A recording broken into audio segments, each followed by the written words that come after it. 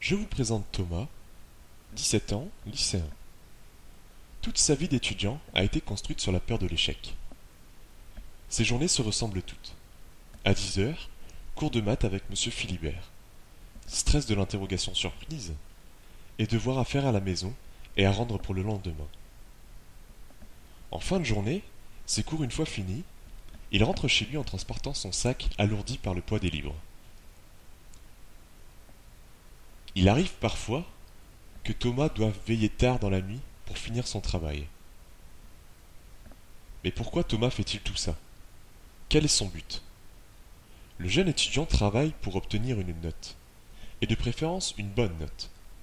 Le problème est que durant cette période, Thomas va devoir définir son orientation professionnelle, alors même qu'il ne sait pas ce qu'il veut faire plus tard. Selon le département américain du travail, 65% des écoliers d'aujourd'hui pratiqueront, une fois diplômés, des métiers qui n'ont pas encore été inventés. Et ce sont les notes de Thomas qui conditionneront ou non son passage en études supérieures.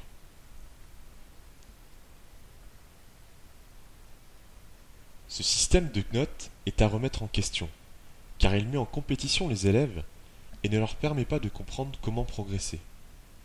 Ce système classe Thomas selon un rang, le comparant aux autres élèves de sa classe.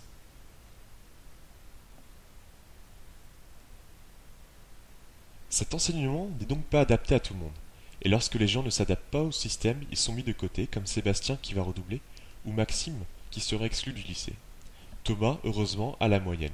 Ce n'est pas fameux, mais il parvient à dépasser la barre symbolique du 10 sur 20.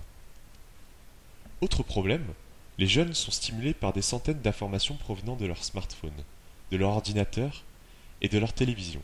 En effet, 99% des élèves utilisent le web quotidiennement et envoient en moyenne 250 SMS par semaine. Le choix est donc facile pour Thomas entre un accès immédiat à la connaissance grâce au web ou le récit barbant d'un professeur datant d'un autre âge.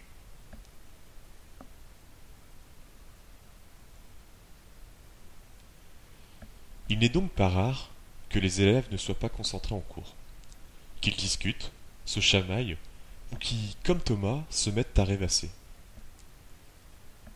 En effet, selon une étude du ministère de l'Éducation, 64% des jeunes disent s'ennuyer en cours.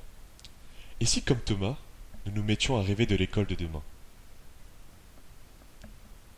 Bienvenue en 2050.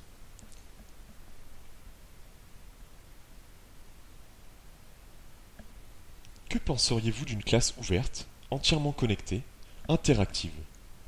Imaginez des tables tactiles partagées entre plusieurs étudiants qui faciliteraient le flux d'informations entre les professeurs et les élèves. L'enseignement de demain reposera sur le partage de connaissances entre étudiants grâce à des coworking spaces pour plus de coopération. Une école où l'accès au contenu éducatif serait simplifié et disponible sur plusieurs supports, gratuitement, peu importe où l'on se trouve dans le monde. Un lieu de vie communautaire où tout le monde aurait sa chance et où personne ne serait oublié sur le bas-côté. Oubliez les sacs remplis de bouquins vieux de plus de 10 ans. Tout serait sur le cloud, disponible à tout moment.